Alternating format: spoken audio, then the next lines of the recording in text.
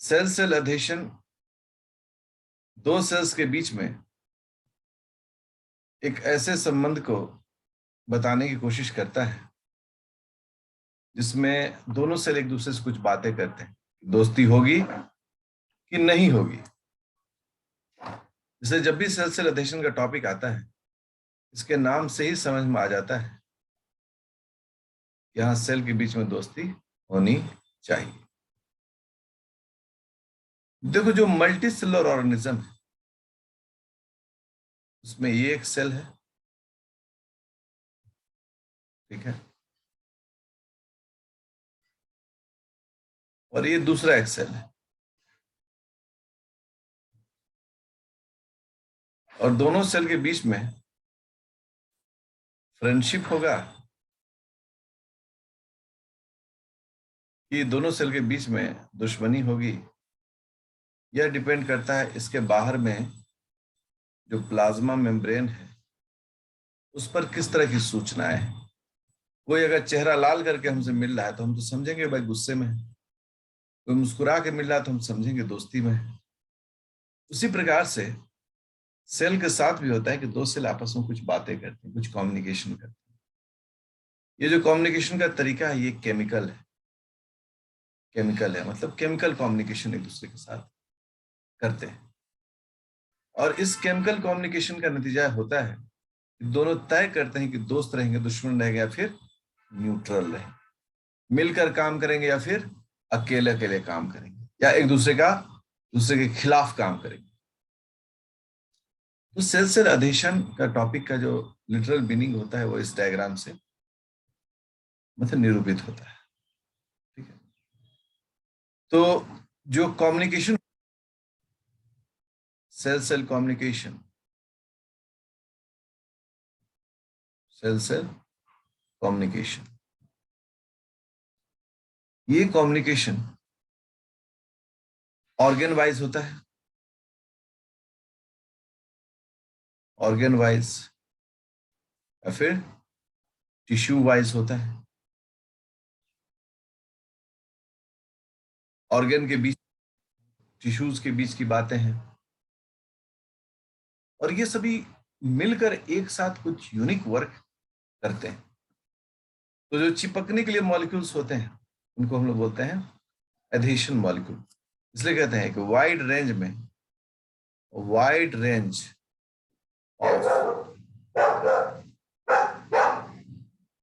Adhesion molecules are present in cell के अंदर में एक बहुत बड़े रेंज में एडहेशन मॉलिक्यूल्स जो होते हैं वो मिलते हैं, ठीक है। अब ये जो एडहेशन मॉलिक्यूल्स ऐसे वाइड रेंज में है, उनका क्या रोल है? जो कम्युनिकेशन का तरीका है वो तरीका है पहला सेल टू सेल। जैसे मैंने प्रीवियस जो डायग्राम में दिया था वो क्या है, ये भी एक सेल है, ये भी एक सेल है, और ये दोनों आपस में इंटरेक्ट कर रहे हैं। दूसरा है सेल टू मैट्रिक्स, जिसमें अभी हम लोग देख रहे थे, ये एक सेल है और ये बाहर क्या है, मैट्रिक्स है, और ये इसके साथ जो है वो फ्रेंडशिप किए हुए। इसमें कहते हैं कि सेल टू मैट्रिक्स के रिलेशनशिप होता है, ठीक है। अब ऐसे जो एडहेशन मॉलिक्यूल्स हैं, एडहेशन मॉलिक्यूल्स, आखिर उनको कुछ नाम दिया जाता होगा, किसी नाम से तो हम लोग पुकारते हैं। उस नाम जो जिससे पुकारते हैं उसको भी दो भागों में बांटा गया। पहला यहीं पर लिख देते हैं, पहला होता है सेल टू सेल। अगर सेल टू सेल कम्युनिकेशन हो रहा है तो उसको हम लोग बोलते हैं कैम्स, ठीक है, कैम्स। और अगर सेल टू मैट्रिक्स हो रहा है तो उसे हम लोग बोलते हैं ईसीएम। ईसीएम हम प्रीवियस लेक्चर में पढ़ चुके हैं, एक्स्ट्रा सेलुलर मैट्रिक्स। और कैम का मतलब होता है cell adhesion molecules, cell adhesion molecules होता है कैम का मतलब। तो जब भी सेल एडिशन मॉलिक्यूल्स होता है तो रिलेशनशिप किसके बीच में होता है? Cell to cell. और जब भी एक्स्ट्रा सेलुलर मैट्रिक्स होता है it stands for cell to matrix. यह इस प्रकार से संबंधों का एक ताना बुना है। ठीक है, अब यहां जो बातें उठ रही हैं वो है कि क्या रोल है इस जो सेल टू सेल एडिशन का जो काम है ना, उसका रोल क्या है? किसी भी काम के पीछे कोई रोल तो होना चाहिए। पहला है connectivity. Connectivity between cells, cells के बीच एक कनेक्टिविटी हो।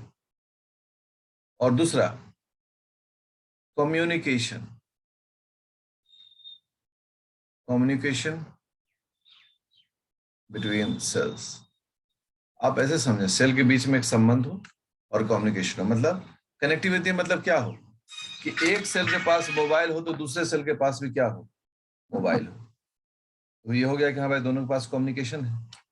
और दूसरा है कनेक्टिविटी है, और दूसरा क्या है? कम्युनिकेशन। मतलब हेलो हेलो।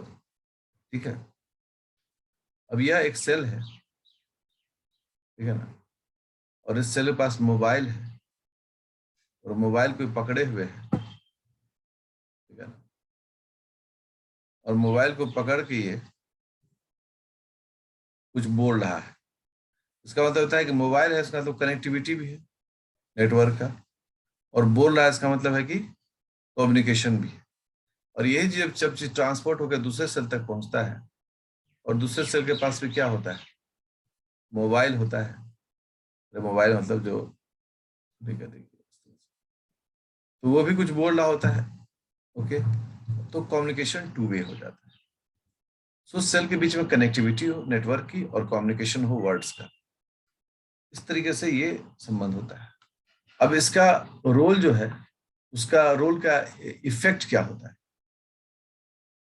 इफेक्ट, पहला इफेक्ट होता है सेल सर्वाइवल। हर एक सेल को जिंदा रहना है एक निश्चित समय तक, उसके लिए सेल को आपस में बातें रखनी पड़ती है। दूसरा सेल प्रोलिफरेशन। सेल प्रोलिफरेशन मतलब हो गया सेल डिवीजन। तीसरा हो गया सेल्स को बंटवारा, सेल डिफरेंशिएशन,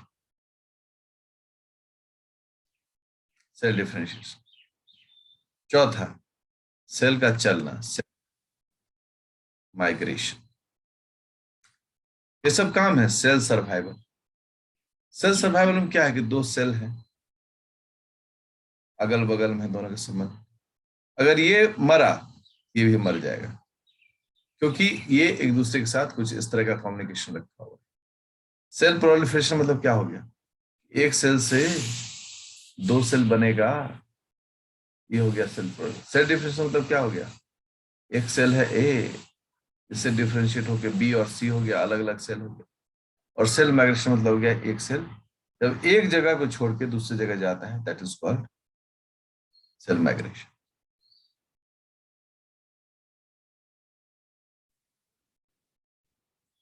अब हम लोग कैम्स देख रहे हैं, सेल एडिशन मॉलिक्यूल्स। तो ये जो है कई फैमिलीज होते हैं इसके।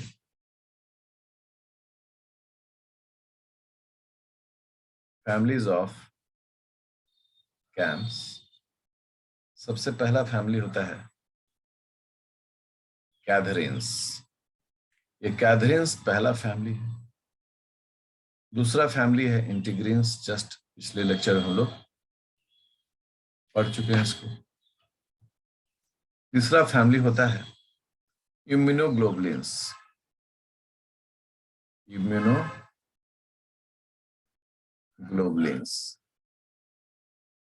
ठीक है। और चौथा फैमिली जो होता है उसका नाम होता है सेलेक्टियंस। ये चार परिवार हैं कैम का, ठीक है। सेल एडेशन मॉलिक्यूल्स, कैम का मतलब cell adhesion molecules. Cell adhesion molecules के चार परिवार हैं, cadherins, integrins, immunoglobulins and selectins, ये 4 परिवार से ये बना हुआ है। ठीक है, इन चारों का काम हम लोग को देखना है। अब इसमें क्या है कि क्या होता है भाई, ये सेल एडहेशन मॉलिक्यूल्स जो हैं ये करते क्या है? तो सेल एडहेशन मॉलिक्यूल्स का काम होता है दूसरे सेल के साथ एक इस तरह का इकोसिस्टम डेवलप करना जिससे कि कोई दिक्कत नहीं हो। ये जो अधेशन है ना, टाइप्स ऑफ अधेशन,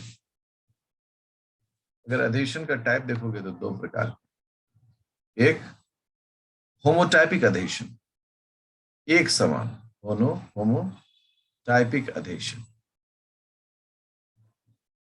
और दूसरा है हेट्रोटाइपिक अधेशन। मतलब इसमें भी टाइप 2 हो गए, एक हो गए एक समान अधेशन और दूसरा होता है हेट्रोटाइपिक अधेशन। होमोटाइपिक अधेशन का अगर हम आपको बताना चाहें कैसे एक ही समान अधेशन को शो करता है, मान लो कि दो सेल मेम्ब्रेन है, एक ये सेल मेम्ब्रेन है, एक ये सेल मेम्ब्रेन। अब इन दोनों के बीच एक ही प्रकार से अधेशन देख रहे हैं, एक ऊपर से प्रोटीन आया हुआ है, हम क्या कहेंगे, एक ही प्रकार का अधेशन है सब दोनों। और वहीं पर 2 अलग अलग सेल हो, दोनों सेल के मेम्ब्रेन हो, और दोनों सेल के मेम्ब्रेन में जो अधेशन का प्रकार है वह देखिए कैसे कैसे, एक तो इस तरह का हो गया, एक इस तरह का हो गया, एक हो गया इस तरह का, एक हो गया। अब आप देखें इसमें जितने भी एडेशन के टाइप हैं वो सब अलग अलग है। साथ ही क्या हो सकता है कि इसमें 2 ऐसे जुड़ जाए, ठीक है, ये हो इससे भी 2 ऐसे जुड़ जाए, 3 जुड़ जाए, तो हम क्या कहेंगे, ये एक पर्टिकुलर फॉर्मेट में होमोटाइपिक, लेकिन इसमें फॉर्मेट ऑफ एडेशन क्या है, अलग अलग है, that is called हेट्रोटाइपिक adhesion.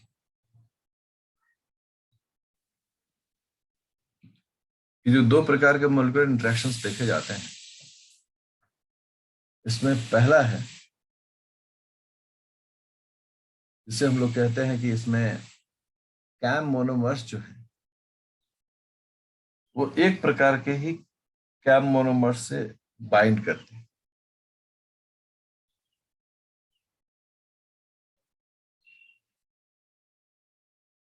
Cam monomers of a cell bind to the same type with type of other cells। मतलब दूसरे सेल के साथ भी उसी प्रकार का, मतलब अगर एक कैम मोनोमेरिक है उसका भी, तो हम लोग होमोमेरिक बोले भी, ठीक है। इसे हम लोग कहते हैं इंटरसेलुलर अधेशन, या एक बहुत पॉपुलर टर्म इसे कहा जाता है ट्रांस इंटरैक्शन, ठीक है। दूसरा देखें बी, इसमें क्या है कि कैम मोनोमर्स जो है, CAM monomers in the plasma membrane,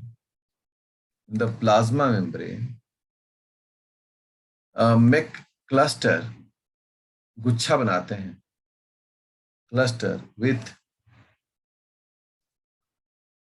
ECF extra cytosolic fluid domain, मतलब बाहर में जो डोमेन है उसके साथ, एंड साइटोसोलिक डोमेन, जैसे इंटीग्रीन था, साइटोसोलिक डोमेन मतलब अंदर और बाहर के बीच में एक गुच्छा बनाते हैं, जैसे हमने प्रीवियस डायग्राम जो बनाया भी है ना, वो डायग्राम उसी प्रकार का था। देखिए ये जो है बाहर, ये तो एक्स्ट्रा साइटोसोलिक फ्लूइड है, ECF, ठीक है, ये साइटोसोल है, ये भी साइटोसोल है। अब देखिए यहाँ गुच्छा की तरह ये इस तरह का रिलेशनशिप बना रहा है, उसी के लिए कहा। और इस तरह के इंटरेक्शन को हम लोग क्या बोलते हैं? सिस इंटरेक्शन। सिस इंटरेक्शन, ये सिस इंटरेक्शन और ट्रांस इंटरेक्शन हुआ।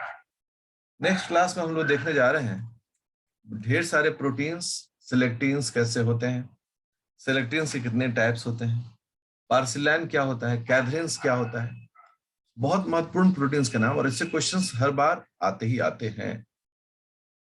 आपको तैयार अपने आप को करना पड़ेगा।